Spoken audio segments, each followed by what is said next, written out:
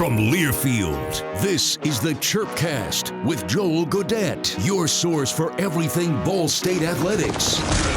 Now, here is your host, the voice of the Cardinals, Joel Godett. Welcome back into the Chirpcast podcast. As we record this, there is still, hopefully, time left in the athletic calendar, but this is our year in review episode. My name is Joel Godett. We're joined by our athletic director, Beth Goetz.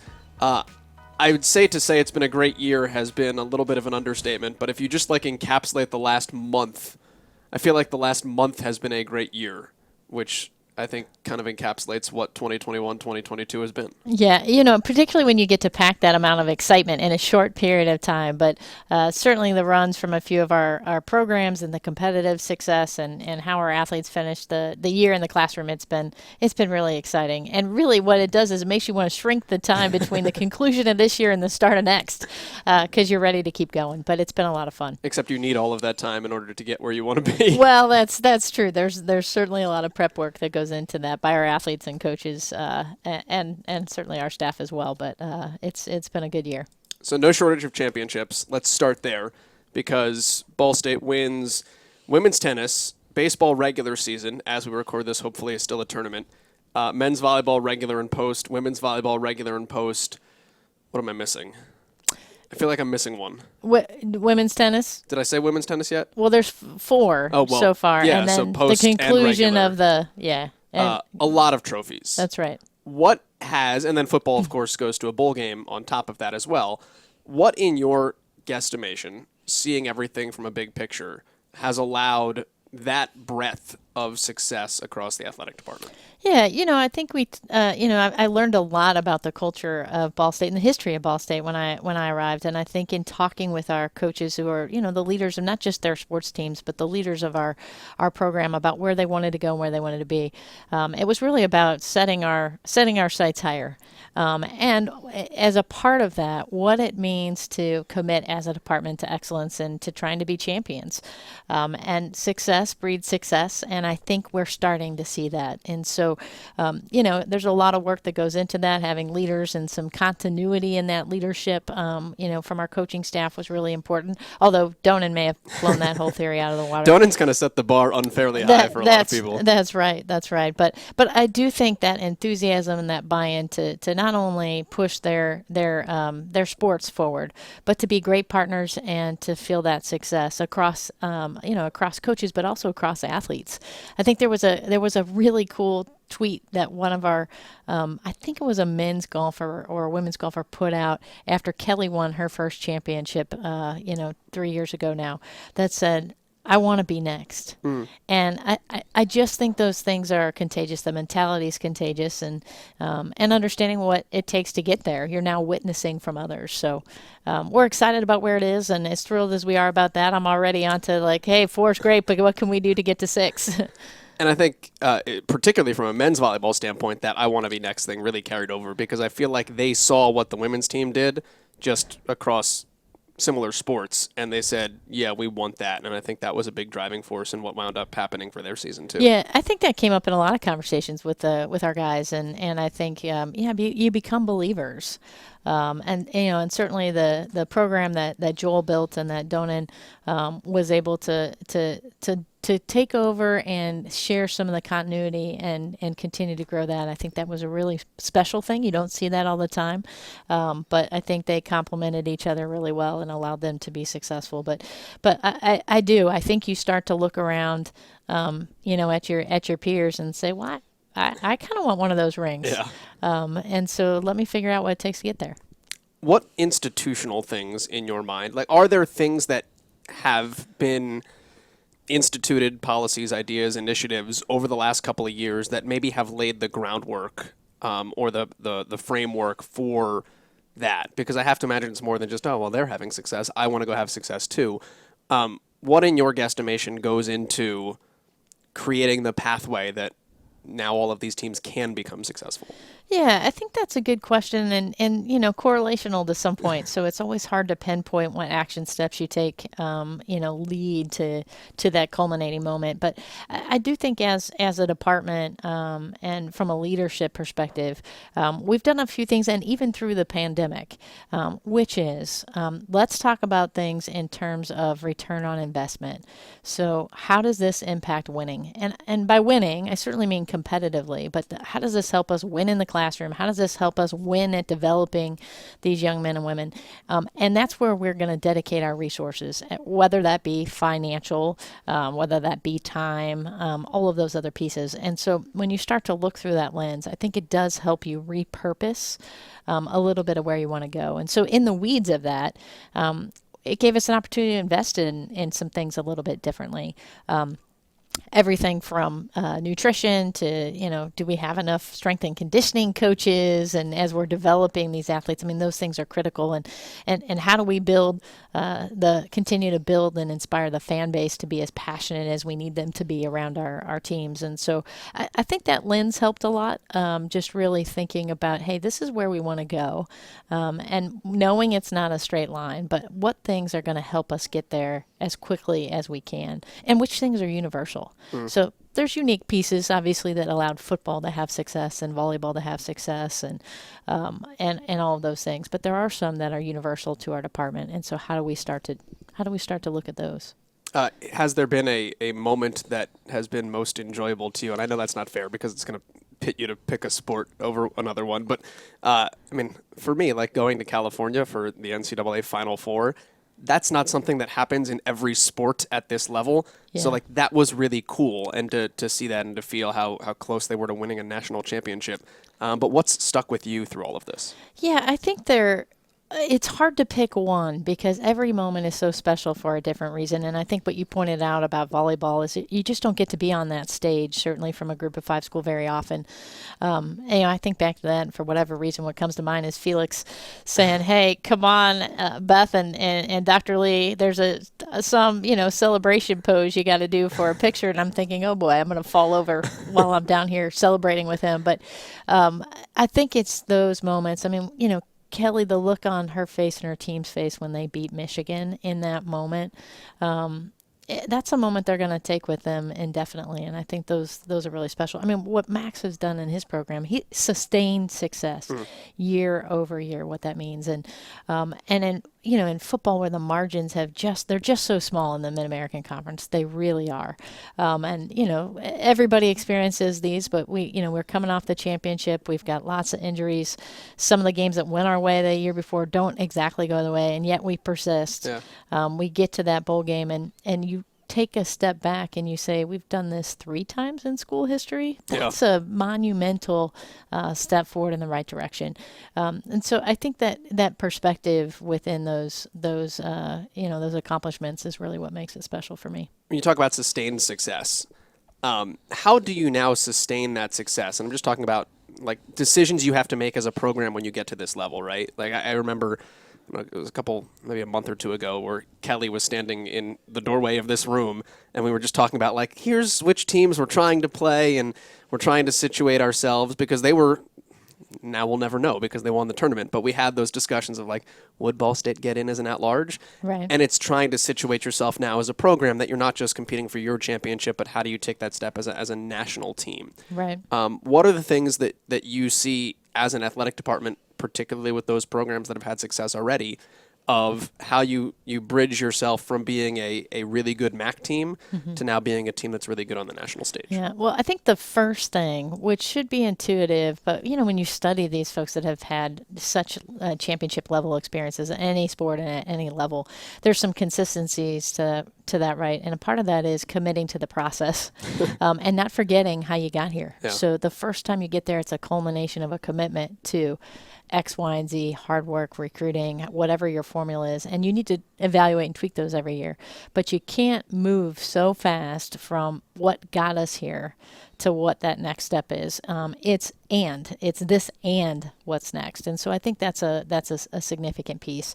I think there are significant differences from, a sports psych standpoint, particularly at our level of what it's like to play and chase a championship and what it's like to be the chased.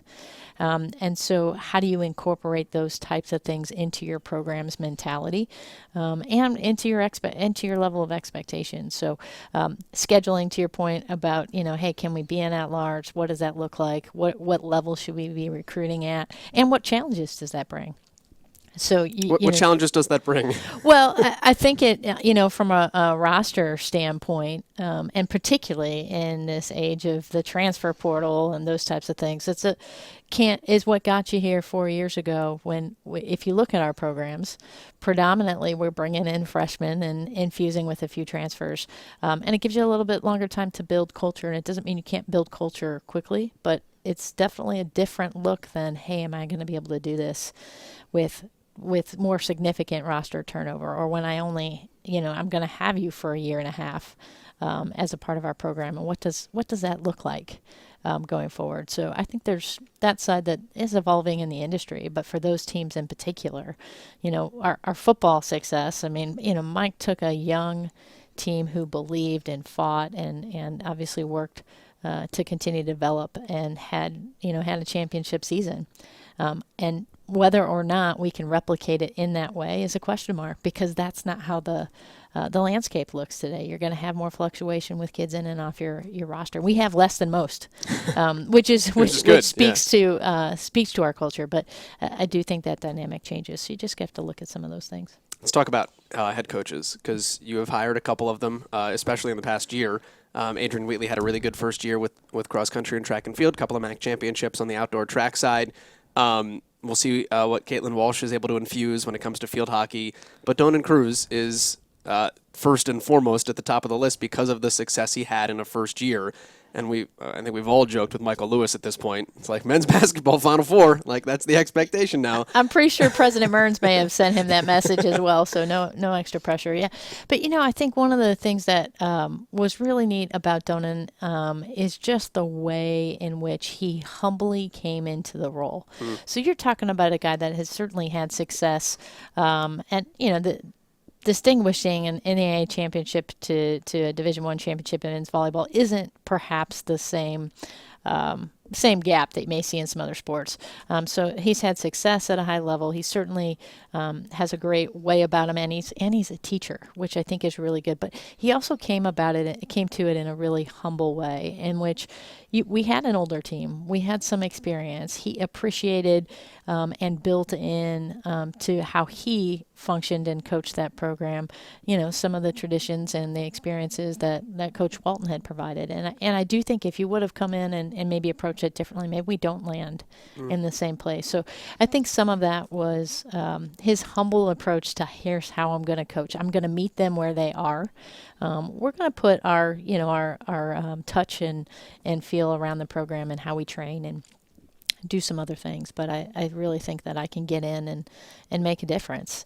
And he held them accountable. Yeah. So, they had some depth, and he showed early on he wasn't, he was going to make the best tact. This is the other thing I would say about him, and I don't know the game well enough to give a ton of specific examples, but tactically, he made decisions based on that moment. And so it wasn't about, hey, you're the best in this position all the time. It was, who's our opponent? What do we need to be able to do here? So he moves pieces. He can move the pieces of the puzzle in a way that is effective. What did you maybe learn about hiring coaches, about coaching in general? Like, watching somebody have that kind of success and all the things you just touched on in their first year, what did that maybe teach you about how you look at coaches, how you evaluate coaches, how you maybe go on to hire the next one because of how things worked out? Yeah, and I think you learn from all the hires that you make and for different reasons. And certainly when you've got moments of success and perhaps where maybe something doesn't it doesn't go as smoothly as you like in a transition. But, I think with him, it's really easy to talk about Donan and maybe Michael in the same sentence because of what they bring to the program is really significantly different. we had a lot of engagement with some of our storied alums who are very involved in the volleyball landscape, both on the men's and women's side, as we were kind of going through the process. And I know one of the messages we continued to hear was, hey, we've got to find a new platform for volleyball, men's volleyball, and remind ourselves what our history is and get people really engaged and excited. Well, when you meet Donan, he is. He's a laid back guy. He is very laid back. And so you're not going to hear that in his, in a typical conversation with him. Not that he's not enthusiastic and passionate, but he's not a rah-rah guy, and he's not going to, light up a room, and have everybody on their feet cheering, in the way that he engages. Although his post-championship speech, huddles are... They are really good. Epic, yeah. Yes, they are really good. But he is so authentic. And I think that was a reminder for me that I'll continue to take out of it, that it doesn't, all those other pieces don't matter. And yes, you're looking for certain things depending on where your institution is and what's important to your program at the time. But can they be authentic in the way that they're going to lead, and does that match what you need in the moment? Because, people are trying to get jobs too. And if you think this is how you're going to get a job, or how you can find success, it's got to be true to who you are. And that really resonated with him. And we've continued to see that through this first year. Let's talk about Michael Lewis a little bit. A lot has been said. There's been a lot of publications about him and his hiring at this juncture. But for you, what do we not know yet about this process? What can you give us that's inside baseball of how this all came together still? Yeah. I'd have to ask you what you don't know. I know I've had a chance to talk about this a little bit, but, I think as you go into this, you identify what your priorities are, what is most important to you in this process. And we held strong to that. One, we got some collective feedback and buy-in on what those pieces are. What do we need? What does the university think we need? What do our alums think we need? And so once we dialed in on what that looked like, I think we stayed true to that during the process. And it's a whirlwind that time of year, because you got people all over the place, one trying to, looking for these opportunities. You've got those that all of a sudden are perhaps on the market that you didn't know were on the market. And so it's easy to, I think, catch yourself, moving around with what's in front of you. But we kept dialing back to, hey, this is what we said we needed, that we think will make us successful here at Ball State, and who can we find from a profile standpoint that's going to meet those areas. What's it like to hire a coach like that? I know we did a podcast before about hiring coaches. So when you're at this level and you're flying around the country and you're going to super secret, double probation meetings, what was that week like for you? Well, it's not like you have anybody chasing tail numbers here at Ball State, although that is a real thing at other institutions, I can assure you. Somebody wants to know where the plane's going and that type of thing. But it's the pace. I mean, so start to finish, that whole thing happened in 12 days. And we would have taken, by the way, 3 weeks if we felt like, or 2 months if we felt like that's what was necessary to get the right person. So there wasn't a sense of urgency that we would have compromised for getting the right guy. But it really is the pace. So the second you make the decision, it's, trying to field all of these calls and do your research. And obviously we partnered with, with a search firm, and really appreciated, Todd Turner and his team for helping us through that. And it was, it's just a whirlwind to kind of go through. So you're talking, and you're a little bit of a fangirl, I guess, in my case, but you get to talk to some pretty cool people through this process. So all of a sudden you're like, is that really who just called my cell phone?